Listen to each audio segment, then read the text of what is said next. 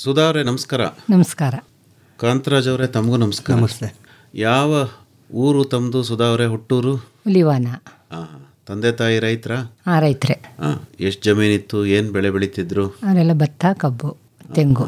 ನೀವೆಷ್ಟು ಜನ ಮಕ್ಕಳು ಸುಧಾ ಅವರೇ? ನಮ್ಮ ತಾಯಿಗೆ 9 ಜನ. 9 ಜನ? ಓಹೋ, ಎಷ್ಟು ಗಂಡು ಎಷ್ಟು ಹೆಣ್ಣು? 5 ಗಂಡು 4 ಹೆಣ್ಣು. ನೀವೆಷ್ಟನೇವ್ರಮ್ಮ? ನಾನು 7ನೇವಳು. 7ನೇವ್ರು. ಎಲ್ಲಿ ತನಕ ಓದಿದ್ರಿ ಸುಧಾ ಅವರೇ? ನಾನು 8th. 8ನೇ ಕ್ಲಾಸ್. ಎಲ್ಲಿ ಓದಿದ್ದು? ಹುಲಿವಾನ. ಹುಲಿವಾನದಲ್ಲೇ. ಸ್ಕೂಲ್ ಇತ್ತಾ? ಸ್ಕೂಲ್ ಐತೆ, ಕಾಲೇಜುವರೆಗೂ ಐತೆ. ಎಲ್ಲಾರನ್ನು ಸ್ಕೂಲಿಗೆ ಕಳಿಸಿದ್ರ ನಿಮ್ಮ ತಂದೆ ತಾಯಿ? ಅಂದರೆ ತಾಯಿ ಚಿಕ್ಕ ವಯಸ್ಸಲ್ಲೇ ಸತ್ತೋಗ್ಬಿಟ್ರು, ತಮ್ಮ ಚಿಕ್ಕ ಇದ್ದಾಗಲೇ. ಅವ ಹಂಗಾಗಿ ಓದಿಸಿದ್ರು, ಅವ್ರ ಕೈಲಾದಷ್ಟು ಓದಿಸಿದ್ರು. ಕಷ್ಟ ಇತ್ತು, ಮಾಡಿದ್ರು, ಬೆಳೆಸಿದ್ರು ಮಕ್ಕಳೆಲ್ಲರನ್ನ. ಏನೇನು ಕೆಲಸ ಮಾಡ್ತಾ ಇದ್ರಿ? ವ್ಯವಸಾಯದ ಕೆಲಸ? ನೀವು ವ್ಯವಸಾಯದ ಕೆಲಸ ಏನಿಲ್ಲ, ಅಡುಗೆ, ಮನೆ ಕೆಲಸ. ಎಲ್ಲ ಕುಟುಂಬ ದೊಡ್ಡದಲ್ವಾ. ಅಕ್ಕಂದಿರು ಮಾಡ್ತಿದ್ರು, ಅಕ್ಕಂದಿರು ಮದುವೆ ಆದಮೇಲೆ ನಾನು ಹಂಗೆ ಒಬ್ಬೊಬ್ರು ಮಾಡಾದ್ಮೇಲೆ ಮನೇಲಿ ಕೆಲಸ ಎಲ್ಲ ಮಾಡ್ಕೊಂಡು ಮದುವೆ ಆಗಿ ಒಬ್ಬೊಬ್ರು ಹೋದಂಗೆ ಓದೋದು. ನೆಕ್ಸ್ಟ್ ಜವಾಬ್ದಾರಿ ನಮಗೆ. ಮನೆ ಜವಾಬ್ದಾರಿ ನೀವೇ ನಾವೇ ನೋಡ್ಕೊತಾ ಇರೋದು. ಅಂದ್ರೆ ಹೊಲದ ಕಡೆ ಏನು ಹೋಗ್ತಿರ್ಲಿಲ್ಲ? ಹೊಲದ ಕಡೆ ಏನು ಹೋಗ್ತಿರ್ಲಿಲ್ಲ. ಅಂದರೆ ಕುಟುಂಬ ದೊಡ್ಡದಲ್ವಾ, ಮನೇಲೇ ಆಗ್ತಿತ್ತಲ್ಲ. ಮನೆಯಲ್ಲಿ ದನ ಕರು? ಹಸು ಕರು ಎಲ್ಲ ಇತ್ತು. ಆಡು, ಹಸು ಕರು ಎಲ್ಲ ಇತ್ತು. ಅದನ್ನ ನೋಡ್ಕೊತಾ ಇದ್ವಿ. ಮತ್ತೆ ಮದುವೆ ಆಗಿದ್ದು ಹುಲಿವಾನದಲ್ಲೇ ಆದದ್ದು. ಹೌದಾ? ಯಜಮಾನ್ರು ಏನು ಮಾಡ್ತಾರೆ? ಮಾರ್ಗೋಡ್ನಳ್ಳಿ ಕೊಟ್ಟಿವಿ, ಇವ್ರ ಯಜಮಾನ್ರು. ಅದು ಗೊತ್ತಾಯ್ತಮ್ಮ. ಅವರು ರೈತರು? ಅವರು ರೈತರೇ. ರೈತರೇ. ಈಗ ಗಂಡನ ಮನೆಗೆ ಬಂದ್ಮೇಲೆ ವ್ಯವಸಾಯನೇ. ಅಲ್ಲೂ ಅಷ್ಟೇ, ಹಸು ಕರು, ಆಡು, ದನ, ಹಾಲು ಕರೆಯೋದು, ಕೋಳಿ ಸಾಕೋದು, ಇದೆಲ್ಲ ಕೆಲಸ. ಪರವಾಗಿಲ್ಲ. ಈಗ ಗಂಡನ ಮನೆಗೆ ಬಂದ್ಮೇಲಿಂದ ಜಮೀನಿಗೆ ಹೋಗ್ತಿದ್ದೀರಾ? ಹೋಗ್ತಾ ಇದ್ದ ಸ್ವಲ್ಪ ದಿವಸ. ಇವಾಗ ಒಂದು ಸ್ವಲ್ಪ ಕಡಿಮೆ ಮಾಡಿದ್ದೀನಿ. ಹೌದಾ? ಈಗ ಯಜಮಾನರು ಜೇನುಹುಳ ಸಾಕ್ತಾರಲ್ಲ, ನಿಮಗೆ ಭಯ ಏನಾಗಲ್ವಾ? ಭಯ ಏನಿಲ್ಲ, ನೋಡ್ಕೋತೀವಿ ನಾವು. ಸ್ವಲ್ಪ ಬಿಚ್ಚೋದು ಮಾಡೋದೆಲ್ಲ ಅವ್ರು ಮಾಡ್ತಾರೆ, ಸ್ವಲ್ಪ ನಾವೆಲ್ಲ ಕ್ಲೀನ್ ಮಾಡೋದು ಅದೆಲ್ಲ ನಾವು ಮಾಡ್ತೀವಿ. ಹೌದಾ? ಅಂದ್ರೆ ಪೆಟ್ಟಿಗೆ ಹತ್ರ ಹೋಗ್ತೀರಾ? ಪೆಟ್ಟಿಗೆ ಹತ್ರ ಹೋಗ್ತೀರಾ? ಮತ್ತೆ ಜೇನುಹುಳ ಗೊಯ್ಯಿ ಅನ್ನುತ್ತೆ. ಸ್ವಲ್ಪ ಭಯ ಆಗುತ್ತೆ, ಅವ್ರಿಗೇನು ಭಯ ಇಲ್ಲ ಅಂತ ಹೇಳ್ತಾರೆ. ಕಚ್ಚಲ್ಲ, ಸಾಕವು, ಏನು ಮಾಡಲ್ಲ ಅಂತ ಹೇಳ್ತಾರೆ. ಅದರಿಂದ ಸ್ವಲ್ಪ ಧೈರ್ಯ ಬರುತ್ತೆ. ಯಾವತ್ತು ನಿಮಗೆ ಜೇನು ಚುಚ್ಚಿಲ್ವಾ? ಚುಚ್ಚಿಲ್ಲ. ಹೌದಾ? ಕಿವಿ ಹತ್ರ ಬಂದು ಜುಯಿ ಅನ್ನುತ್ತೆ, ಭಯ ಆಗುತ್ತೆ ಅಷ್ಟೇ. ಹೌದಾ? ಚುಚ್ಚಿಲ್ಲ. ಜೇನ್ನ ಸಾಕಬಹುದು, ಬಹಳ ಸುಲಭ ಅಂತ ಅನ್ಸುತ್ತೆ ನಮ್ಮ. ಸಾಕ್ಬೋದು. ಮನೆ ಹತ್ರ ಹೂವಿನ ಗಿಡ ಇದ್ರೆ ಸಾಕು. ಹೌದಾ? ಮನೆ ಹತ್ರನೂ ಇಟ್ಕೋಬಹುದು. ನೀವು ಮನೆ ಹತ್ರ ಇಟ್ಟಿದ್ದೀರ ಪೆಟ್ಟಿಗೆ ಅಥವಾ ಹೊರಗಡೆ? ತೋಟದಲ್ಲಿ ಇಟ್ಟಿದ್ದೀವಿ, ಮನೆ ಹತ್ರನೂ ಹಿಂದೆ ಮುಂದೆ ಎಲ್ಲ ಇಟ್ಕೊಂಡಿದ್ದೀವಿ. ಹೌದಾ? ನೀವೇನು ಹೂವಿನ ಗಿಡ ಬೆಳೆದಿದ್ದೀರಿ? ಮಾಮೂಲಿ ಕನಕಾಂಬರ ಗಿಡ, ದಾಸವಾಳ ಗಿಡ, ಚೆಂಡು ಹೂವಿನ ಗಿಡ, ಮಾಮೂಲಿ ಇದ್ರ ಗಿಡ ಎಲ್ಲ ಸುಮಾರು ಹೂವಿನ ಗಿಡ ಎಲ್ಲ ಬೆಳ್ಕೊಂಡಿದ್ದೀವಿ. ಜೇನಿಗೋಸ್ಕರ ಬೆಳೆದ್ರು ಅಥವಾ ನಿಮಗೋಸ್ಕರ? ದೇವ್ರಿಗೂ ಆಗುತ್ತೆ, ನಮಗೂ ಆಗುತ್ತೆ, ಅದಕ್ಕೆ ಬೆಳೆದಿದ್ದೀವಿ. ಹೌದಾ? ಅಂದ್ರೆ ಹೂವಿನ ಗಿಡಗಳಿದ್ರೆ ಒಳ್ಳೇದು ಜೇನ್ಗೆ. ಜೇನಿಗೆ ಹೂವಿನ ಗಿಡನೇ ಇದ್ರೇನೆ ತುಂಬಾ ಒಳ್ಳೇದು. ಅದಕ್ಕೆ ಬೇಗ ಕಟ್ಟುತ್ತೆ ಗೂಡ. ಏನೋ ಕ್ಲೀನ್ ಮಾಡೋದು ಅಂದ್ರಲ್ಲ, ಏನ್ ಮಾಡ್ತೀರಿ ಕ್ಲೀನ್ ಅಂದ್ರೆ? ಅದೆಲ್ಲ ಬಿಡಿಸ್ತಾರಲ್ಲ, ಅದೆಲ್ಲ ಸೋಸೋದು, ಇದೆಲ್ಲ ಮಾಡ್ಕೊಡ್ತೀವಿ, ಹೆಲ್ಪ್ ಮಾಡ್ಕೊಡ್ತಿದ್ದೀವಿ. ಹೌದಾ? ನೀವೆಲ್ಲಾದ್ರೂ ನೋಡಿದ್ರ ಮುಂಚೆ ಬೇರೆಯವರು ಜೇನ್ ಸಾಕದ್? ಇಲ್ಲ, ನೋಡಿರ್ಲಿಲ್ಲ. ಅಂದ್ರೆ ನಿಮ್ಮ ಮನೆಯಲ್ಲಿ ಪೆಟ್ಟಿಗೆ ಮಾಡಿದ್ಮೇಲೆ ನೋಡಿರೋದು. ನೀವು ಅನುಭವ ತಗೊಂಡಿದ್ದು? ಅನುಭವ ತಗೊಂಡದ್ದು. ಈಗ ನಿಮ್ಮ ಹತ್ರ ಜೇನ್ ಸಾಕೋದು ಹೇಗೆ ಅಂತ ತಿಳ್ಕೊಳಕ್ ಬರ್ತಿರ್ತಾರ ಜನ? ಬರ್ತಾರೆ. ಆದರೆ ನಮ್ಮ ಮನೆಯವರು ಹೇಳ್ಕೊಡ್ತಾರೆ ಅಷ್ಟೇ, ನಾವು ನೋಡ್ಕೋತೀವಿ ಅಷ್ಟೇ. ನೀವೇನು ಹೇಳ್ಕೊಡಲ್ಲ? ಒಂದು ಸ್ವಲ್ಪ ಮಧ್ಯೆ ಹೇಳಿದ್ರೆ ಹೇಳ್ತೀವಿ ಅಷ್ಟೇ. ಮಧ್ಯೆ ಅವ್ರು ಮಾತಾಡ್ತಾ ಇದ್ದಾಗ ಏನಾರು ಮಧ್ಯೆ ಮಾತಾಡ್ತೀವಿ ಅಷ್ಟೇ. ಈಗ ಜೇನುತುಪ್ಪ ತೆಗಿಯೋದೆಲ್ಲ ನೀವೇನಾ ಅಥವಾ ಇಲ್ಲ ಅವರೇ ನಮ್ಮ ಯಜಮಾನ್ರೆ ತೆಗಿತಾರೆ? ಹೌದಾ? ಹುಳ ಮೇಲುಸ್ತುವಾರಿ ನೀವು ನೋಡ್ಕೊತೀರಿ? ಎಲ್ಲ ಫುಲ್ ಅವ್ರು ನೋಡ್ಕೊತಾರೆ. ಕ್ಲೀನ್ ಮಾಡೋದು ನಾವು ಮಾಡ್ತೀವಿ ಅಷ್ಟೇ. ಮನೆಯಲ್ಲಿ ಬಿಚ್ಚಿದಾಗ ಅವೆಲ್ಲನೂ ನಾವು ಕ್ಲೀನ್ ಮಾಡ್ಕೊಡ್ತೀವಿ, ಸ್ವಲ್ಪ ಹೆಲ್ಪ್ ಮಾಡ್ಕೊಡ್ತೀವಿ ಜೊತೆಗೆ ಸೇರ್ಕೊಂಡು. ಹೌದಾ? ಈಗ ನಿಮ್ಮ ಯಜಮಾನ್ರು ಇಲ್ದೆಲ್ಲ ಇದ್ದಾಗ ಯಾರೋ ಬಂದ್ಬಿಟ್ರಪ್ಪ, ಜೇನುಹುಳ ಸಾಕೋದು ಹೆಂಗೆ ಸುಧಾ ಅವರೇ ಹೇಳ್ಕೊಡಿ ಅಂದ್ರೆ ನೀವು ಹೇಳ್ಕೊಡಿ? ಅವ್ರು ನೋಡಿರ್ತೀನಲ್ವಾ ಮಾಮೂಲಿ, ಅವಾಗ ಒಂದು ಸ್ವಲ್ಪ ಹೇಳ್ತೀನಿ. ಅಷ್ಟು ಅವರಷ್ಟು ಹೇಳಿದವರು ಪರವಾಗಿಲ್ಲ, ಹೇಳ್ತೀವಿ.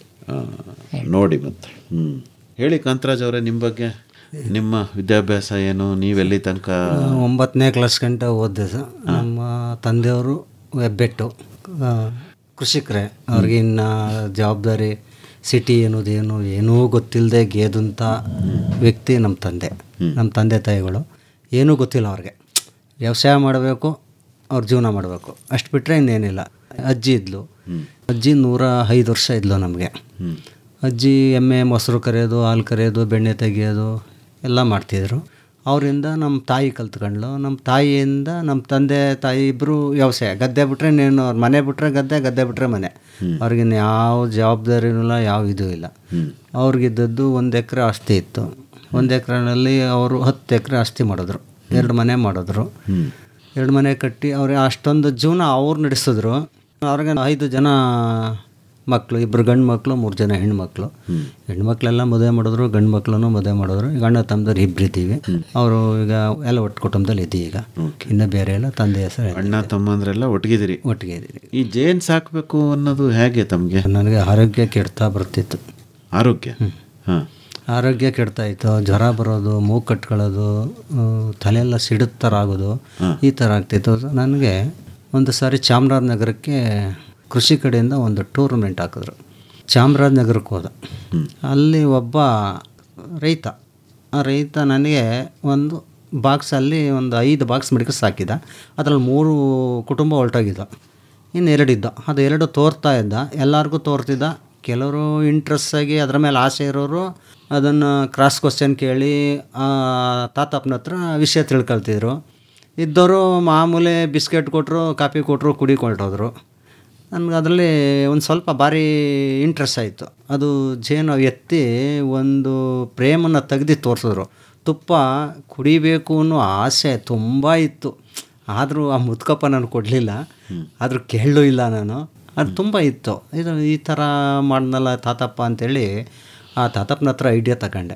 ತಾತಪ್ಪ ಏನು ಮಾಡ್ತೀರಾ, ಹೇಗೆ, ಏನು, ಎತ್ತ ಅಂತೆಲ್ಲ ಒಂದು ವಿಷಯವಾದ ಕೂಲಂಕುಷವಾದ ಒಂದು ವಿಷಯ ಕೊಟ್ಟರು ಅವ್ರಿಗೆ. ನನಗೆ ಹಿಂಗೆ ಆರೋಗ್ಯ ಈ ಥರ ಇದೆ, ನನಗೆ ಮಂಡಿ ನೋವು ಬರ್ತದೆ, ಈ ಥರ ಎಲ್ಲ ಇದೆ ಅಂದೆ. ಮಗ ನೀನು ತೋಟ ಇದೆಯಾ ಅಂದ. ಇದೆ ತಾತಪ್ಪ ಅಂದೆ. ಆಯಿತು, ಗದ್ದೆ ಇದೆ ಅಂದರೆ ಗದ್ದೆನೂ ಐತೆ ಅಂದೆ.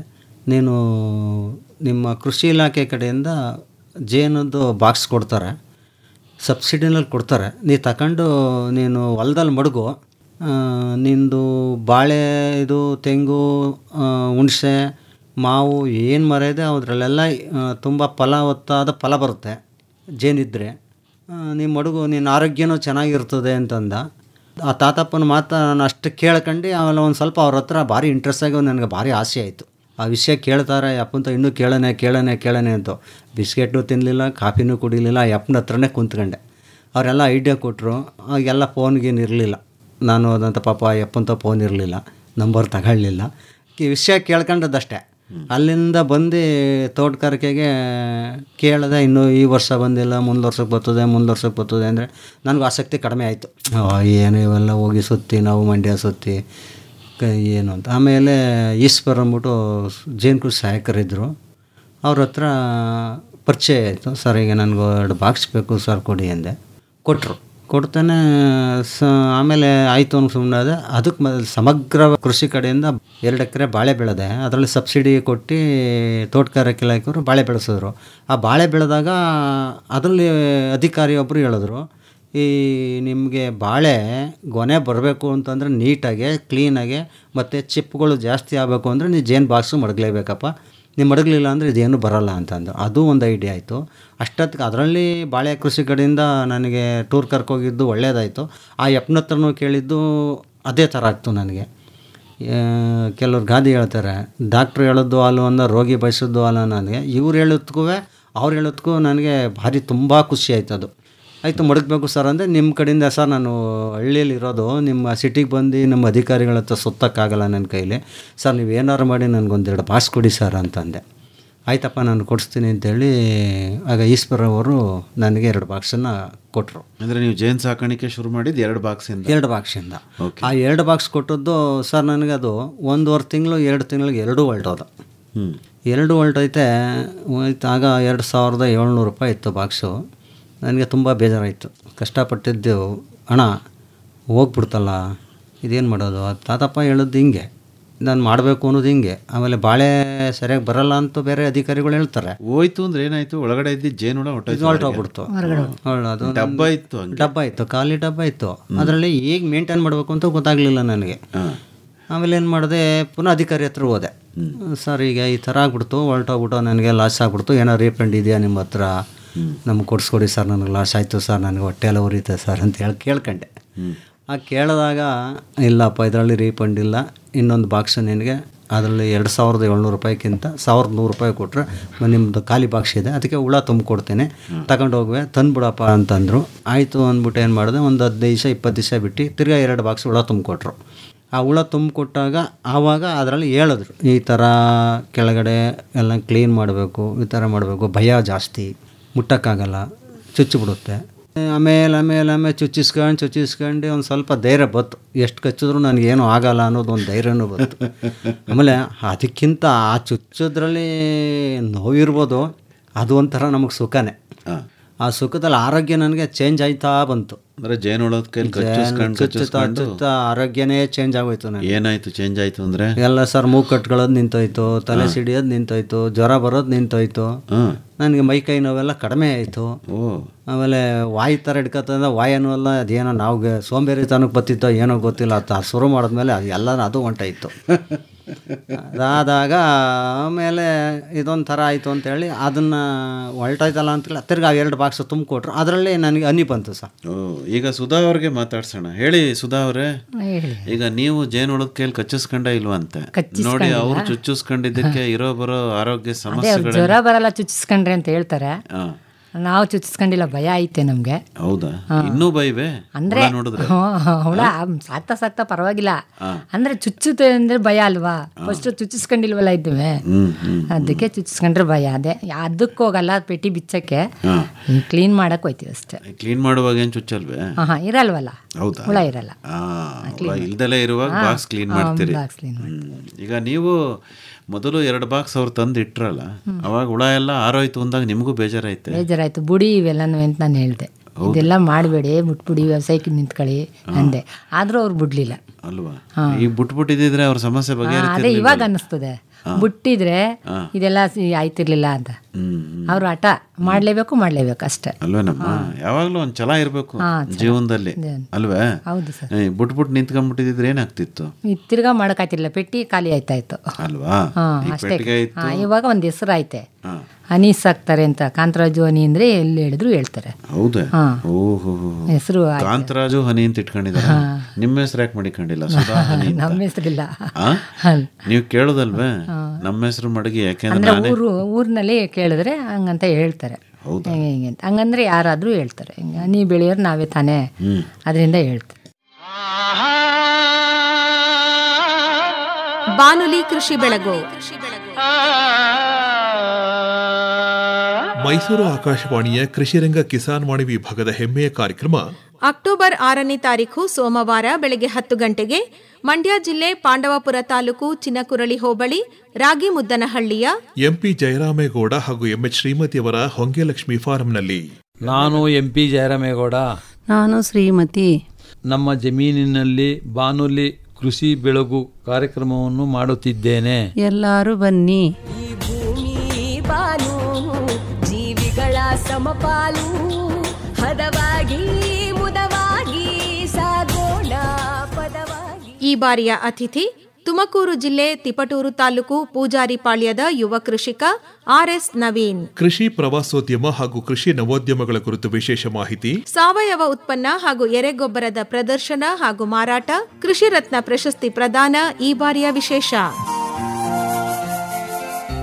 ಬನ್ನಿ, ಭಾಗವಹಿಸಿ. ಅಕ್ಟೋಬರ್ 6ನೇ ತಾರೀಕು ಸೋಮವಾರ ಬೆಳಗ್ಗೆ 10 ಗಂಟೆಗೆ ಮಂಡ್ಯ ಜಿಲ್ಲೆ ಪಾಂಡವಪುರ ತಾಲೂಕು ಚಿನಕುರಳಿ ಹೋಬಳಿ ರಾಗಿಮುದ್ದನಹಳ್ಳಿ ಗ್ರಾಮದ ಎಂಪಿ ಜಯರಾಮೇಗೌಡ ಹಾಗೂ ಎಂಎಚ್ ಶ್ರೀಮತಿ ಅವರ ಹೊಂಗೆಲಕ್ಷ್ಮಿ ಫಾರಂನಲ್ಲಿ ನಿಮಗಾಗಿ ನಡೆಯಲಿದೆ ನಮ್ಮ ಕಾರ್ಯಕ್ರಮ ಬಾನುಲಿ ಕೃಷಿ ಬೆಳಗು.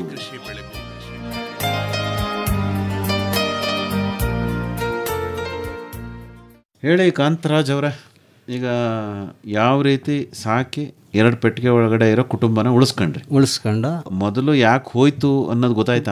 ಆಮೇಲೆ ಗೊತ್ತಾಯ್ತು ಸರ್. ಹೆಂಗೆ ಯಾತಕ್ಕೆ ಹೋಯ್ತು ಅಂದ್ರೆ ಅಡಿನಲ್ಲಿ ನಾನು ಕ್ಲೀನ್ ಮಾಡಲಿಲ್ಲ ಕೆಳಗಡೆ. ಆಮೇಲೆ ಒಂದು ವೈಟ್ ಹುಳ ಬರುತ್ತೆ ಅದರಲ್ಲಿ.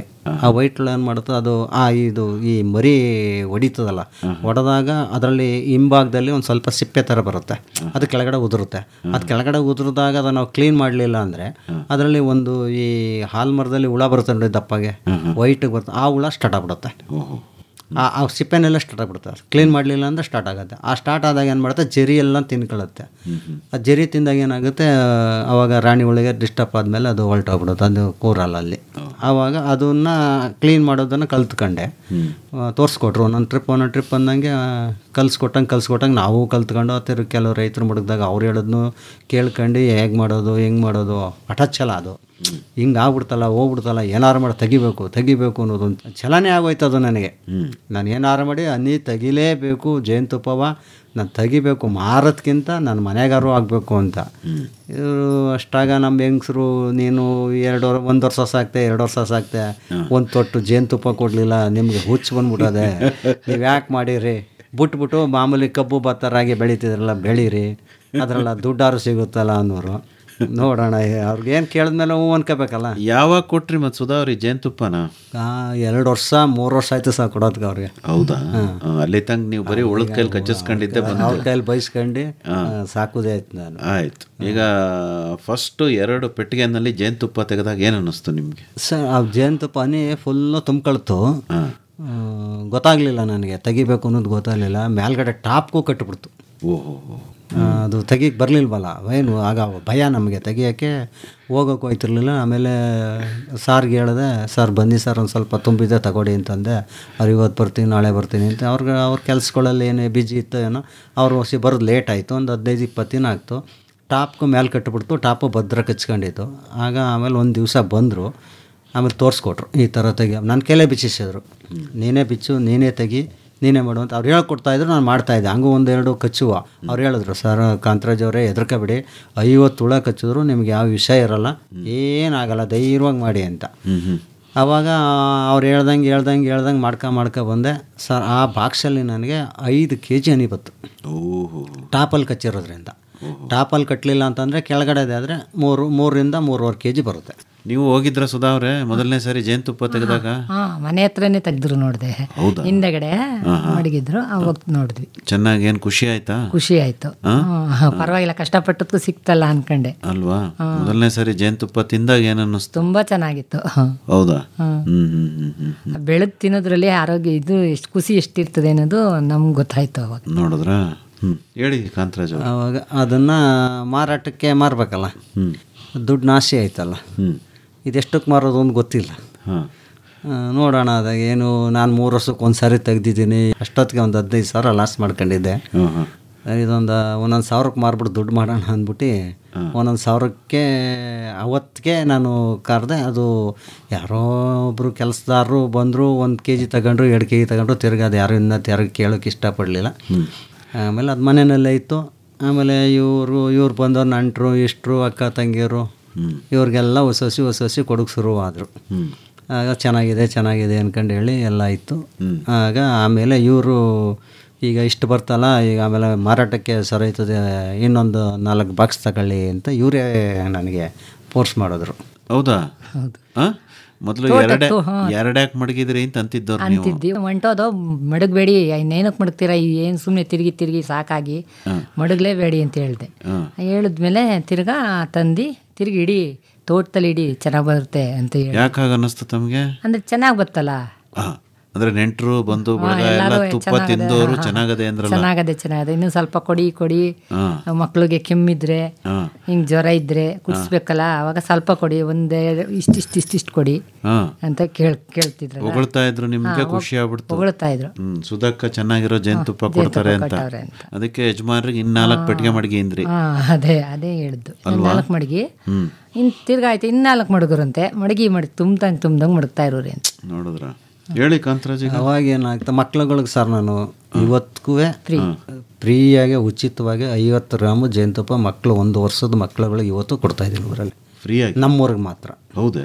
ಅದೇನು ಕಾರಣ ಸರ್? ನನಗೆ ಒಂದೇನೋ ಖುಷಿ ಆಯಿತು. ಯಾರೋ ಈಗ ಬರ್ತಾರೆ, ನಮ್ಮ ಮಗಿಗೆ ಕೆಮ್ಮಲೋಯ್ತು ಅಂತಾರೆ, ನೆಗಡಿ ಹೋಯ್ತು ಅಂತಾರೆ, ಇದೋಯ್ತು ಅಂದಾಗ ನನಗೆ ಒಂಥರ ಖುಷಿ ಆಯಿತು. ಮಕ್ಕಳ ಕೊಡೋದ್ರಲ್ಲಿ ಏನು ಕಾಸು ಇಸ್ಕೋದು ನಾನು ಬೇಡ ಅಂತೇಳಿ ಉಚಿತವಾಗಿ ಇವತ್ತು ನಮ್ಮೂರಿಗೆ ಮಾತ್ರ, ಬೇರೆಯವ್ರಿಗೆ ಯಾರಿಗೂ ಕೊಡಲ್ಲ. ನಮ್ಮೂರವ್ರಿಗೆ ಉಚಿತವಾಗಿ 50 ಗ್ರಾಮ್ ಇವತ್ತು ಕೊಡ್ತೇನೆ. ಪುಣ್ಯದ ಕೆಲಸ ಬಿಡಿ. ಆಯಿತು, ಈಗ 2ರಿಂದ 4 ಪೆಟ್ಟಿಗೆ 4 ಪೆಟ್ಟಿಗೆ ಮಾಡಿದೆ. ಆಮೇಲೆ ತಿರ್ಗಾ ಇವ್ರು 4 ತಗೊಬಂದ್ರಲ್ಲ, ಆವಾಗ ಪುನಃ ಕಡಿಮೆ ಆಯಿತು ರೈಟ್. ಆಮೇಲೆ ನಾನು ಅಧಿಕಾರಿ ಹತ್ರನೂ ಹೋದೆ. 12 ಬಾಕ್ಸ್ ಖಾಲಿ ಇದ್ವಲ್ಲ, ಆ ಬಾಕ್ಸ್ಗೆ 2 ಡಿವೈಡ್ ಮಾಡಿಕೊಡ್ಬೇಕಲ್ಲ. ಆಗ ಡಿವೈಡ್ ಮಾಡಬೇಕಾದ್ರೆ ನನಗೆ ಬರ್ತಿರ್ಲಿಲ್ವಲ್ಲ, ಆವಾಗ ಏನು ಮಾಡಿದೆ, ಅವರೇ ಬಂದು ಡಿವೈಡ್ ಮಾಡಿಕೊಟ್ರು 2 ಬಾಕ್ಸನ್ನು. ಆ 2 ಬಾಕ್ಸು ಡಿವೈಡ್ ಮಾಡಿದಾಗ ಖಾಲಿ ಬಾಕ್ಸನ್ನ 4 ಆಯಿತು. ಆವಾಗಿಂದ 4 ಆದಾಗ ತಿರ್ಗಿ ಅದ್ರ ಜೊತೆಗೆ ಇನ್ನೆರಡು ತಗೊಂಡೆ, 6 ಆದವು. 6ರಲ್ಲಿ ಪುನಃ ಹೊಲ್ಟೋಗ್ತು, 1-2 ಬಾಕ್ಸ್ ಹೊಲ್ಟೋಗ್ಬಿಡ್ತು. 2 ಬಾಕ್ಸ್ ಹೋದ್ಮೇಲೆ ನೋಡೋಣ ಯಾವ ಮಟ್ಟಕ್ಕೆ ಏನು ಕಾಯ್ತು ಏನು ಹೋಯ್ತು ಅಂತ ಗೊತ್ತಾಗಲಿಲ್ಲ. ಅದರಲ್ಲಿ ರಾಣಿ ಇರಲಿಲ್ಲ, ಇದರಲ್ಲಿ ರಾಣಿ ಇತ್ತು. ಅದರಿಂದ ಹೊಲ್ಟಾಯ್ತು ಅಂತ ನಾನೇ ಸಮಾಧಾನ ಮಾಡ್ಕೊಂಡು ಸುಮ್ಮನಾಗೋದೆ. ಸುಮ್ಮನಾಯ್ತಾನೆ. ಅದರಿಂದ ಅಧಿಕಾರಿಗಳು ಬಂದಾಗ ನಮಗೆ ಅದನ್ನು ಮಾಡಿದ್ರಲ್ಲ, ತುಂಬಿಕೊಟ್ಟಾಗ ಮಾಮೂಲಿ ಡಿವೈಡ್ ಮಾಡ್ಕೊಂಡು ತೋರಿಸ್ಕೊಟ್ರು. ಆಗ ನಾನು ಯಾವಾಗ ಮಾಡಬೇಕು ಅನ್ನೋದು ಗೊತ್ತಾಯಿತು, ನಾನೇ ಮಾಡ್ಕೊಂಡೆ. ಆಮೇಲೆ ಯಾವ ರೀತಿ ಮಾಡ್ಬೇಕು ಹೇಳಿ, ನಮಗೂ ಅರ್ಥ ಆಗೋಂಗೆ. ಅಲ್ಲ, ಅದೇನಿಲ್ಲ ಸರ್, ಅದು ಬಂತಲ್ಲ, ಅದು ಗಂಡುಳ ಇರುತ್ತೆ ಸರ್. ಗಂಡುಳ ಸುತ್ತ ಯಾವಾಗ ಒಡ್ಡಾಡೋಕೆ ಶುರುವಾಗುತ್ತೆ ಬಾಕ್ಸ್ ತುಂಬ, ಅದು ಗಂಡುಳಿಗೆ ಚುಚ್ಚಕ್ಕೆ ಮುಳ್ಳಿಲ್ಲ, ಅದಕ್ಕೆ ಏನೂ ಇಲ್ಲ. ಬರೀ ಸುಮ್ಮನೆ ಅದು ನೋಡೋಕ್ಕೆ ಒಂದು ಸ್ವಲ್ಪ ದಪ್ಪಾಗಿರುತ್ತೆ, ನೋಡಿದವ್ರಿಗೆ ಭಯ ಆಗುತ್ತೆ. ಅದು ಒಂಥರ ಏನೋ ರಕ್ಷಣೆ ಇದ್ದಂಗೆ. ಅದು ಸುತ್ತ ಅದು ಎಲ್ಲೂ ಹೋಗಲ್ಲ, ಅದು ಹೊರಗಡೆನೂ ತಿನ್ನೋಕೆ ಹೋಗಲ್ಲ. ಇದು ಕೆಲಸಗಾರಗಳ ಏನು ಜೇನುತುಪ್ಪ ತಂದು ಮಡಗಿರುತ್ತೆ ಅದು ತಿನ್ಕೊಂಡು ಸುತ್ತ ರಕ್ಷಣೆಗೆ ಓಡಾಡ್ತಾ ಇರ್ತದೆ. ಆವಾಗ ಜಾಸ್ತಿ ಗಂಡುಳ ಜಾಸ್ತಿ ಆದಾಗ ಅಲ್ಲಿಗೆ ರಾಣಿ ಪ್ರೌಢಾವಸ್ಥೆಗೆ ಬಂದಿದೆ ಅಂತ ಅಲ್ಲಿಗೆ ಅರ್ಥ ನಮಗೆ. ಆ ಗಂಡುಳ ಯಾವಾಗ ಜಾಸ್ತಿ ಒಡ್ಡಾಡ್ದೋ ಅವಾಗ ಏನು ಮಾಡ್ಬೇಕು, ಅದರಲ್ಲಿರ್ತಕ್ಕಂಥ 4 ಬಾಕ್ಸನ್ನು 8 ಫ್ರೇಮ್ ಇರುತ್ತೆ, 8 ಫ್ರೇಮನ್ನು 4 ಫ್ರೇಮು ಖಾಲಿ ಬಾಕ್ಸ್ಗೆ ಹಾಕ್ಬಿಡೋದು.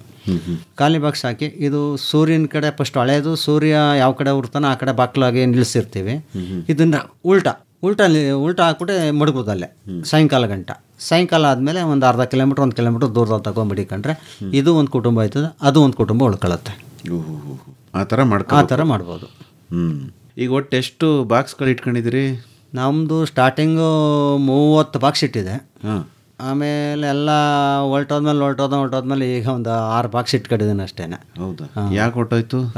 ಸೊ ಆಗ ಬೇಸಿಗೆನಲ್ಲಿ KRS ನೀರಿಲ್ಲದೆ ಎಲ್ಲ ಒಣಗೋಗ್ತು, ಅದಕ್ಕೆ ಏನೋ ಆಹಾರ ಸಿಗಲಿಲ್ಲ. ಅವಾಗ ಆ ಟೈಮಲ್ಲಿ ನನಗೆ ಜಾಸ್ತಿ ಖಾಲಿ ಆದಾಗ ಆಮೇಲೆ ನಾನು ಡಿವೈಡ್ ಮಾಡಲಿಲ್ಲ. ಆಮೇಲೆ ಈಗ ಒಂದು 6 ಬಾಕ್ಸಲ್ಲಿ ಮೇಂಟೈನ್ ಮಾಡ್ತಾ ಇದ್ದೀನಿ. 6 ಬಾಕ್ಸ್. ಆಮೇಲೆ ರೈತರುಗಳು ಮಡಗಿದ್ದಾರೆ, ಸುಮಾರು ಜನ ರೈತರು ನಮ್ಮ ಕಾಂಟೆಂಟಲ್ಲೇ ಮಡಗಿದ್ದಾರೆ. ಅವರು ಈಗ ಅವ್ರು ಮಡಗಿದ್ರು, ಅವ್ರದ್ದೇ ದುಡ್ಡು, ಅವ್ರದ್ದೇ ತೋಟ. ಅದನ್ನು ನಂದೇ ಅಂತ ಹೇಳ್ತೀನಿ. ಒಂದು 3000 ಬಾಕ್ಸ್ ಇದೆ ಈಗ. ಹೌದಾ? ಎಲ್ಲ ರೈತರ ಹತ್ರ ಅವ್ರದ್ದೇ ದುಡ್ಡು, ಅವ್ರದ್ದೇ ತೋಟ. ಆಮೇಲೆ ಬಿಚ್ಚಬೇಕಲ್ಲ, ನಾನೇ ಹೋಗ್ಬೇಕಲ್ಲ ಬಿಚ್ಕೊಡೋಕ್ಕೆ. ಅದರಿಂದ ಅವು ಅಲ್ಲ ನನ್ನ ಬಾಕ್ಸಿವೆ ಇಲ್ಲವೇ ನಾನೇ ನಂದೇ ಅಂತ ಹೇಳ್ಕೊಳ್ತೀನಿ. ಅದು ಕರೆಕ್ಟ್. ಹೇಳಿ ಸುಧಾ ಅವರೇ, ಜೇನುತುಪ್ಪನ ಹೆಂಗೆ ತೆಗಿಬೇಕು? ಹೆಂಗೆ ತೆಗೆಯೋದು ಅಂದರೆ ಮಾಮೂಲಿ ಎಲ್ಲ ಓಪನ್ ಮಾಡಿ ಕ್ಲೀನ್ ಮಾಡಿ, ಹುಳಗಳಿರಲ್ವಲ್ಲ ಅದನ್ನು ಬಿಡಿಸಿ ಕೊಡ್ತಾರೆ. ಅದನ್ನು ಬಟ್ಟೆಲಿ ಸೋಸಿ, ಪಂಚೆ ಬಟ್ಟೆಲಿ ಸೋಸಿ ಹಿಂಗೆ ನೇತಾಕಿ ತೊಟ್ಕು ಒಂದೊಂದೇ ತೊಟ್ತದೆ ಡ್ರಾಪ್, ಒಂದೊಂದೇ ಡ್ರಾಪ್ ಕೆಳಗಡೆ ತೊಟ್ತದೆ. ಅದನ್ನು ಸೋಸುದ್ದ ಬಾಟ್ಲಿಗೆ ಮಾಡೋದು. ಅದು ನೀವು ಸೋಸ್ತೀರಾ? ಅದೇನೋ ಒಂದು ಮಿಷಿನ್ ಬಂದದಲ್ಲ? ಮಿಷಿನ್ ಇದೆ, ಅದಕ್ಕೆ ಮಿಷಿನ್ಗೆ ಇದು ಕಟ್ಟಬೇಕು ಸರ್. ಅದು ಫೈಬರ್ ಬರುತ್ತಲ್ಲ, ಅಂಟು ಥರ ಬರುತ್ತೆ, ಅದನ್ನು ಕಟ್ಟಿದ್ರೆ ಮಿಷಿನಲ್ಲಿ ತೆಗಿಬೇಕು.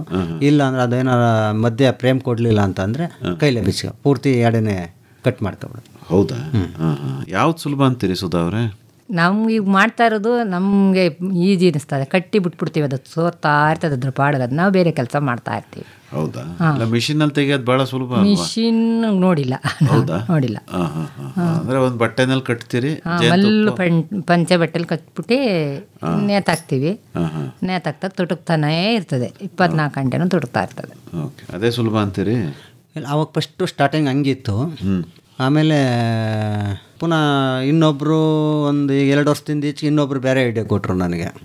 ಈಗ ಆ ಥರ ಮಾಡೋದಕ್ಕಿಂತ ಈ ಸೊಪ್ಪು ಸೋಲ್ಸು ಜಾಲರಿ ಇದೆಯಲ್ಲ, ಆ ಜಾಲರಿಗೆ ಸಣ್ಣ ಪೀಸ್ ಹೊಡೆದು ಬಿಟ್ಬಿಡೋದು.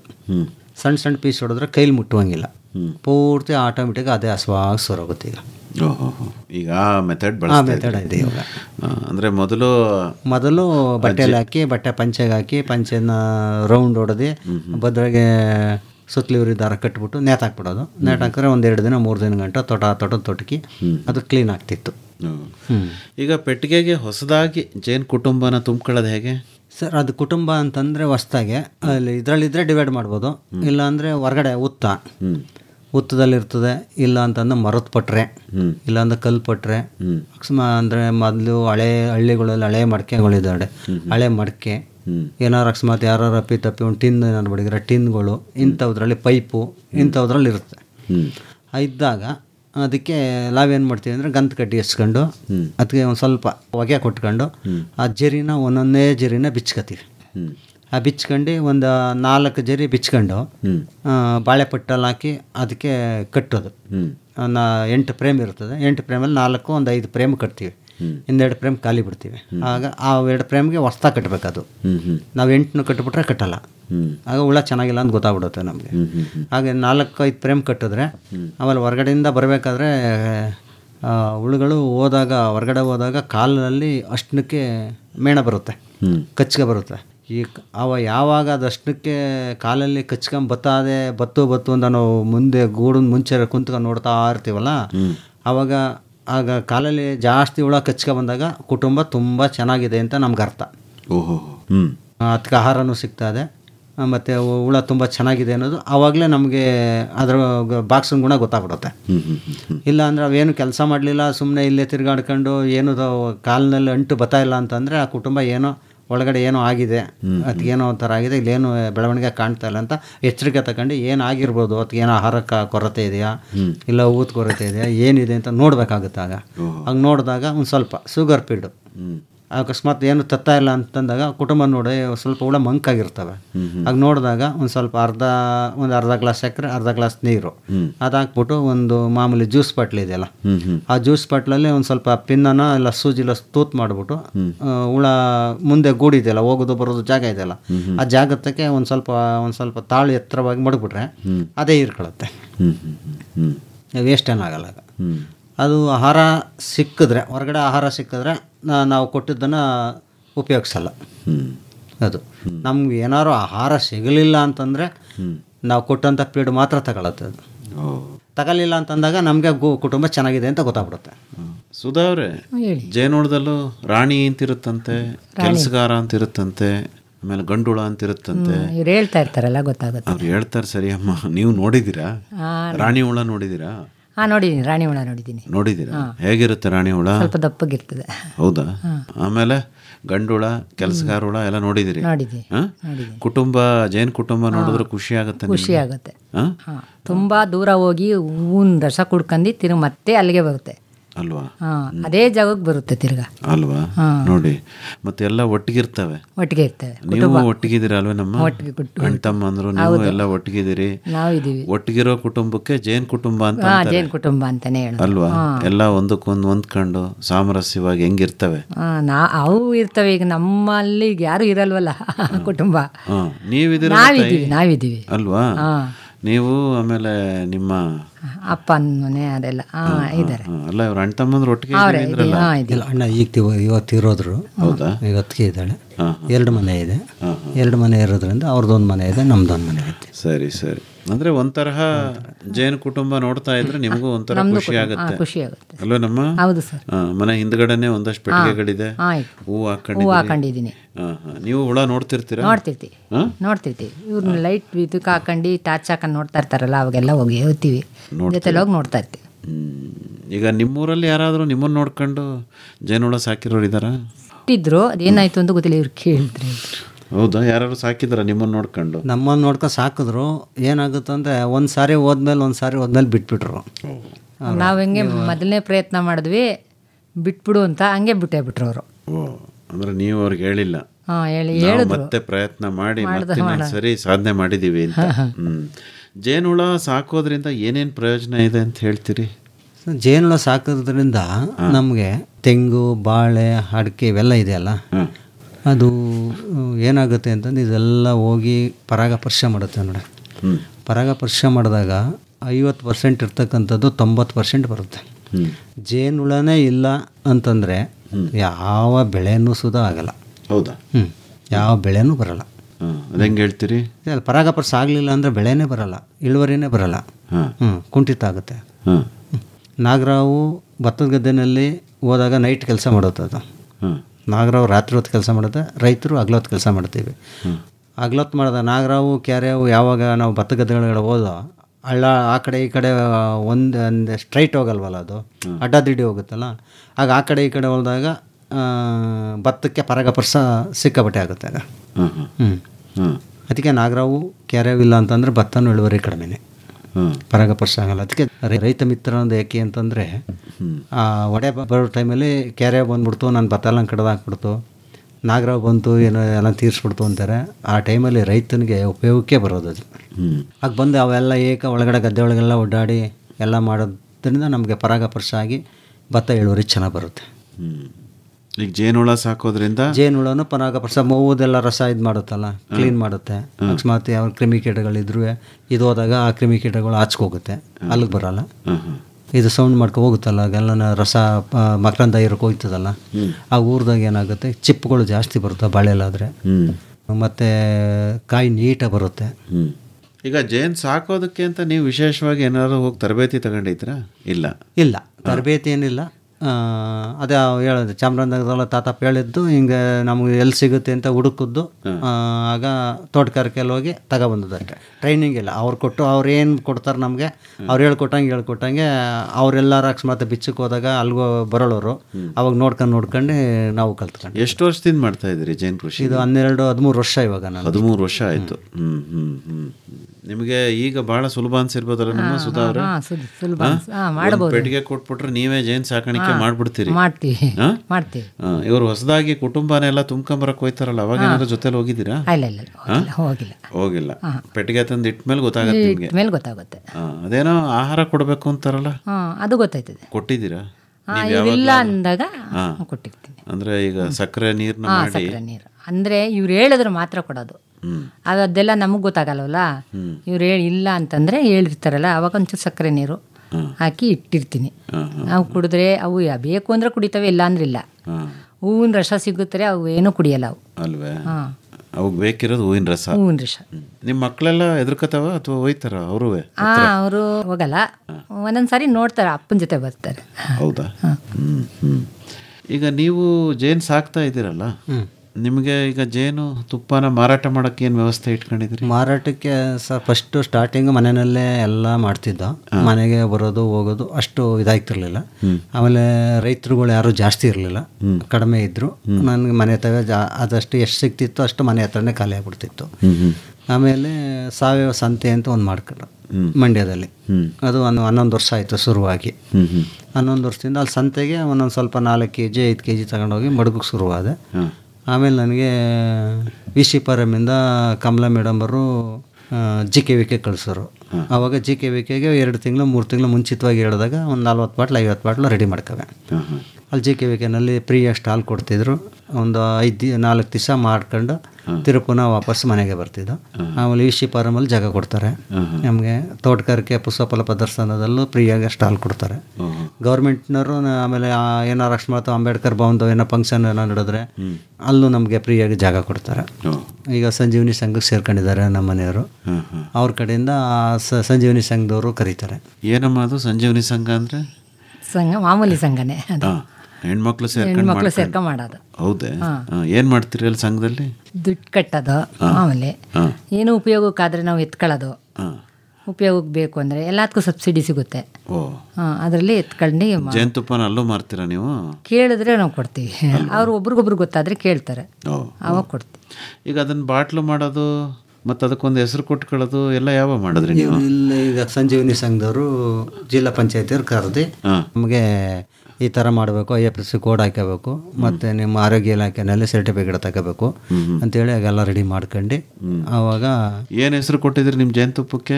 ಪಂಚಲಿಂಗೇಶ್ವರ ಸಂಘದ ಹೆಸರು ಕೊಟ್ಟಿದ್ದೀನಿ ನಾವು. ಅಂಕನಾಥೇಶ್ವರ ಅಂತೇಳಿ MCK ಜೇನು ಅಂತ ಹಾಕೊಂಡಿದ್ದೀನಿ. ಹೌದಾ? MCK ಜೇನು. ಏನು MCK ಅಂದರೆ? M ಅಂದರೆ ಮಾರ್ಗೋಡ್ನಹಳ್ಳಿ, C ಅಂದರೆ ಚೆನ್ನೈಗೌಡ, K ಅಂದರೆ ಕಾಂತರಾಜು ಅಂತ. ಹೌದೇ? ಓಹೋ.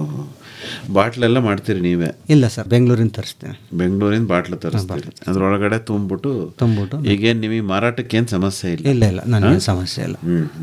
ಬೇಡಿಕೆ ಇದೆ ಸರ್, ತುಂಬ ಬೇಡಿಕೆ ಇದೆ. ತುಂಬ ಜನ ಕೇಳ್ತಾರೆ ಕಲಬೆರಕೆ ಆಗಿರೋ ಜೇನು ಪತ್ತೆ ಹಚ್ಚೋದು ಹೆಂಗೆ ಅಂತ. ಹೆಂಗೆ ಪತ್ತೆ ಹಚ್ಚಬೇಕು ಸರ್? ಅದು ನನಗೂ ಗೊತ್ತಿಲ್ಲ, ಅದು ಹೇಳ್ತಾರೆ ಅಷ್ಟೇ ಹೆಂಗೆ ಅಂತ. ನಾನು ಹೇಳೋದೇನು ಅಂದರೆ, ಈಗ ನೀವು ತಗೊಂಡೋಗ್ತೀರಿ ಮನೆಗೆ ಫ್ರಿಡ್ಜಿಗೆ ಮಡಗಬೇಡಿ, ಹೊರಗಡೆ ಇಟ್ಕೊಳ್ಳಿ. ನೆಚ್ಚಿರ ಬರುತ್ತೆ ಅಷ್ಟೊತ್ತು ಬಿಡಿ ಬಿಟ್ಕೊಳ್ಳಿ, ನೆಚ್ಚಿರ ಬರ್ದಂಗೆ ನೋಡ್ಕೊಳ್ಳಿ. ಅದು ನಿಮ್ಗೆ ಕೊಟ್ಟು ನಾನು ಎಷ್ಟು ದಿವಸ ಆದರೂ ನಾ ಜೇನುತುಪ್ಪ ಹಂಗೇ ಇದ್ದರೆ ಚೆನ್ನಾಗದೆ ಅಂತ ಅರ್ಥ. ಅದೇನಾದ್ರು ಕಲ್ಲಾಗೋದು ಮತ್ತೊಂದು ಏನೋ ಚೇಂಜ್ ಆಗೋದು ಅಂದರೆ ನಾನು ಏನೋ ಬೆರೆಸಿದ್ದೀನಿ ಡೂಪ್ಲಿಕೇಟು ಅಂತ ಅಷ್ಟೇ. ಅದರಲ್ಲಿ ಇನ್ನೇನಾದ್ರದ್ದು ಏನು ಅಂತ ನನಗೂ ಗೊತ್ತಿಲ್ಲ ಸರ್. ಕೇಳ್ತಾರಷ್ಟೇ ಊಹಾಪೋಹಾದು ಅಷ್ಟೇ. ಅದು ಬೆರೆಸಾರಂತೆ ಇದು ಬೆರೆಸಾರಂತೆ ನಾವು ಕೇಳೋದು ಅದೇನೆ, ಏನಾರ ಬೆರೆಸಿರ ಅಂತಲೇ ಕೇಳೋದು. ಅದು ನನಗೆ ಅದು ಅನುಭವನೇ ಇಲ್ಲ. ಅದು ನಾನು ಹೇಳೋದಿಷ್ಟೇ, ರೈತರು ಯಾರೇ ತಗೊಂಡೋದ್ರು ತಗೊಂಡೋಗಿ ಅದಕ್ಕೆ ಯಾವತ್ತೂ ಕೆಡಲಿಲ್ಲ ಅಂತಂದರೆ ಜೇನುತುಪ್ಪ ಚೆನ್ನಾಗಿದೆ ಅಂತಲೇ ಅರ್ಥ. ಅಂದರೆ ಈಗ ನೀವು ಜೇನು ಯಾವ ಥರ ತಯಾರು ಮಾಡುತ್ತೋ ಅದೇ ಥರ ತುಪ್ಪ ಕೊಡ್ತೀರಿ ನೀವು? ಏನು ಧಾರಣೆ ಮಾರ್ತಿದ್ರಿ ಈಗ? ನಾನು ಕೆಜಿ 500 ರೂಪಾಯಿ ಮಾರ್ತಾ ಇದ್ದೀನಿ. 500 ರೂಪಾಯಿ ಕೆಜಿ. ಹೊರಗಡೆ ಮೈಸೂರು ಬೆಂಗಳೂರಿಗೆ ಹೋದ್ರೆ ಒಂದು 50 ರೂಪಾಯಿ 100 ರೂಪಾಯಿ ಜಾಸ್ತಿ ಇಟ್ಕೊತೀವಿ. ಅಂದರೆ ಈಗ ಆದಾಯ ಬರ್ತಾ ಇದೆ ನಿಮಗೆ? ಅದೇ ನನಗೆ ಸಾಕಾಗ್ತದೆ. ಅಷ್ಟೊಂದೇನು ಆದಾಯ ಅಂತಂದರೆ ಅದ್ರಲ್ಲಿ ಆದಾಯಕ್ಕೋಸ್ಕರ ಮಾಡೋಕ್ಕಾಯ್ತಾ ಇಲ್ಲ. ಬೇರೆ ಬಿಸ್ನೆಸ್ಸು ಇದೆ, ಬೇರೆದು ಕಬ್ಬು ಭತ್ತ ಎಲ್ಲದರಲ್ಲೂ ಇದೆ. ಇದೊಂಥರ ನನಗೆ ಒಂದೇನೋ ಊಟಕ್ಕೆ ಉಪ್ಪಿನಕಾಯಿ ಇದ್ದಾಗೆ ಒಂದು ಸ್ವಲ್ಪ ಇದು ನಮ್ಮ ಸಂಸಾರಕ್ಕೂ ತುಂಬ ಉಪಯೋಗ ಆಗ್ತಾನೆ ಅಲ್ವೇ? ದಿನ ಜೇನುತುಪ್ಪ ತಿಂತೀರಮ್ಮ ಸುಧಾ? ಸ್ವಲ್ಪ ಸ್ವಲ್ಪ ತಿಂತೀವಿ. ಹೌದಾ? ಏನು ಹಾಲ್ಗೆ ಹಾಕೊಂಡು ಕುಡಿತೀರೋ ಅಥವಾ ರೊಟ್ಟಿಗೆ ಹಾಕೊಂಡು ನೆಂಚ್ಕೋತೀರೋ? ಹೇಗೆ ಹಾಕೊಂಡು ತಿನ್ಕೋತೀವಿ. ನಾವು ತುಂಬ ಸಣ್ಣ ಇರೋದ್ರಿಂದ ನಾವು ತಿನ್ನಲ್ಲ, ಸಣ್ಣ ಆಗ್ಬಿಡ್ತೀವಿ ತಿರ್ಗಾ ಅಂತ. ಹೌದೇ? ಯಾರು ಹೇಳಿದ್ದು ನಿಮ್ಗೆ ನಮಗೆ? ಅದು ಹೂವೇ. ಹೌದೇನ್ರಿ? ಜೇನು ತಿಂದ್ರೆ ಸಣ್ಣ ಆಯ್ತಾರೆ? ಸಣ್ಣ ಏನಾಗಲ್ಲ. ಅವ್ರು ಎದ್ರಕೊಂಬಿಟ್ಟವ್ರೆ. ಚಿನ್ನಿ ಚೆನ್ನಾಗಿ ದಪ್ಪ ಆಯ್ತಿರಂತೆ. ಹೌದಾ? ರೊಟ್ಟಿ ಗಿಟ್ಟಿಗೆ ಹಾಕೊಳ್ಳಿ, ಬಾಳೆಹಣ್ಣಿಗೆ ತಿನ್ಕೊಳ್ಳಿ. ಬಾಳೆಹಣ್ಣಿಗೆ ಹಾಕೊಂಡು ತುಂಬ ಚೆನ್ನಾಗಿರ್ತದೆ ಅಲ್ವೇ? ಮತ್ತೆ ಮನೆಯಲ್ಲಿ ಅಷ್ಟೊಂದು ತುಪ್ಪ ತಯಾರು ಮಾಡ್ತೀರಿ, ತಿನ್ಬೇಕು ಚೆನ್ನಾಗಿ ಅಲ್ವೇನ್ರಿ ಕಾಂತರಾಜು? ಅಲ್ಲ ತಿನ್ಬೇಕು. ಅವರು ಅದರಲ್ಲೂ ಇಷ್ಟ ಆಸಕ್ತಿ ಇರಬೇಕಲ್ಲ ಸರ್ ತಿನ್ನೋಕ್ಕೂ. ಖುಷಿ ತಿಂತೀರಾ? ನಾವು ತಿಂತೀವಿ ಸರ್. ನಾನು ವಾರಕ್ಕೆ 2 ದಿನ ಅಷ್ಟೇ, ಜಾಸ್ತಿ ತಿನ್ನಲ್ಲ. ಹೌದೇ? ನಾವೇನು ಹಣ್ಣು ಫ್ರೂಟು ಅದ ಮೇಲೆ ಹಾಕೊಂಡು ತಿಂದು. ಓಕೆ. ಬಾನುಲಿ ಕೃಷಿ ಬೆಳಗು. ಮೈಸೂರು ಆಕಾಶವಾಣಿಯ ಕೃಷಿರಂಗ ಕಿಸಾನ್ ವಾಣಿ ವಿಭಾಗದ ಹೆಮ್ಮೆಯ ಕಾರ್ಯಕ್ರಮ ಅಕ್ಟೋಬರ್ 6ನೇ ತಾರೀಖು ಸೋಮವಾರ ಬೆಳಗ್ಗೆ 10 ಗಂಟೆಗೆ ಮಂಡ್ಯ ಜಿಲ್ಲೆ ಪಾಂಡವಪುರ ತಾಲೂಕು ಚಿನಕುರಳಿ ಹೋಬಳಿ ರಾಗಿಮುದ್ದನಹಳ್ಳಿಯ ಎಂಪಿ ಜಯರಾಮೇಗೌಡ ಹಾಗೂ ಎಂಎಚ್ ಶ್ರೀಮತಿಯವರ ಹೊಂಗೆಲಕ್ಷ್ಮಿ ಫಾರಂನಲ್ಲಿ. ನಾನು ಎಂಪಿ ಜಯರಾಮೇಗೌಡ. ನಾನು ಶ್ರೀಮತಿ. ನಮ್ಮ ಜಮೀನಿನಲ್ಲಿ ಬಾನುಲಿ ಕೃಷಿ ಬೆಳಗು ಕಾರ್ಯಕ್ರಮವನ್ನು ಮಾಡುತ್ತಿದ್ದೇನೆ. ಎಲ್ಲರೂ ಬನ್ನಿ. ಈ ಭೂಮಿ ಬಾನು ಜೀವಿಗಳ ಸಮಪಾಲು, ಹದವಾಗಿ ಮುದವಾಗಿ ಸಾಗೋಣ ಪದವಾಗಿ. ಈ ಬಾರಿಯ ಅತಿಥಿ ತುಮಕೂರು ಜಿಲ್ಲೆ ತಿಪಟೂರು ತಾಲೂಕು ಪೂಜಾರಿಪಾಳ್ಯದ ಯುವ ಕೃಷಿಕ ಆರ್ಎಸ್ ನವೀನ್. ಕೃಷಿ ಪ್ರವಾಸೋದ್ಯಮ ಹಾಗೂ ಕೃಷಿ ನವೋದ್ಯಮಗಳ ಕುರಿತು ವಿಶೇಷ ಮಾಹಿತಿ, ಸಾವಯವ ಉತ್ಪನ್ನ ಹಾಗೂ ಎರೆಗೊಬ್ಬರದ ಪ್ರದರ್ಶನ ಹಾಗೂ ಮಾರಾಟ, ಕೃಷಿ ರತ್ನ ಪ್ರಶಸ್ತಿ ಪ್ರದಾನ ಈ ಬಾರಿಯ ವಿಶೇಷ. ಬನ್ನಿ, ಭಾಗವಹಿಸಿ. ಅಕ್ಟೋಬರ್ 6ನೇ ತಾರೀಕು ಸೋಮವಾರ ಬೆಳಗ್ಗೆ 10 ಗಂಟೆಗೆ ಮಂಡ್ಯ ಜಿಲ್ಲೆ ಪಾಂಡವಪುರ ತಾಲೂಕು ಚಿನಕುರಳಿ ಹೋಬಳಿ ರಾಗಿಮುದ್ದನಹಳ್ಳಿ ಗ್ರಾಮದ ಎಂಪಿ ಜಯರಾಮೇಗೌಡ ಹಾಗೂ ಎಂಎಚ್ ಶ್ರೀಮತಿ ಅವರ ಹೊಂಗೆಲಕ್ಷ್ಮಿ ಫಾರಂನಲ್ಲಿ ನಿಮಗಾಗಿ ನಡೆಯಲಿದೆ ನಮ್ಮ ಕಾರ್ಯಕ್ರಮ ಬಾನುಲಿ ಕೃಷಿ ಬೆಳಗು.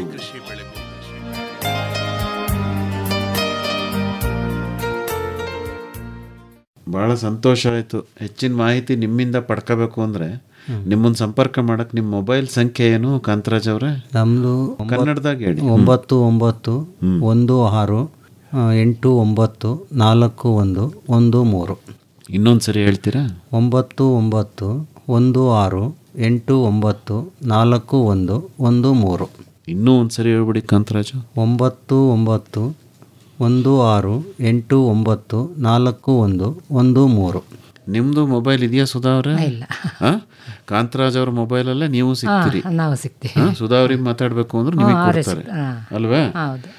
ಒಳ್ಳೆಯದು ಕಾಂತರಾಜ್ ಅವರೇ ಮತ್ತು ಸುಧಾ ಅವರೇ, ಇದುವರೆಗೂ ಜೇನು ಸಾಕಾಣಿಕೆ ನಿಮ್ಮ ಅನುಭವನ ಭಾಳ ಚೆನ್ನಾಗಿ ನಮ್ಮ ಜೊತೆ ಹಂಚ್ಕೊಂಡ್ರಿ. ಒಳ್ಳೆಯದಾಗಲಿ. ವಂದನೆಗಳು. ನಮಸ್ಕಾರ.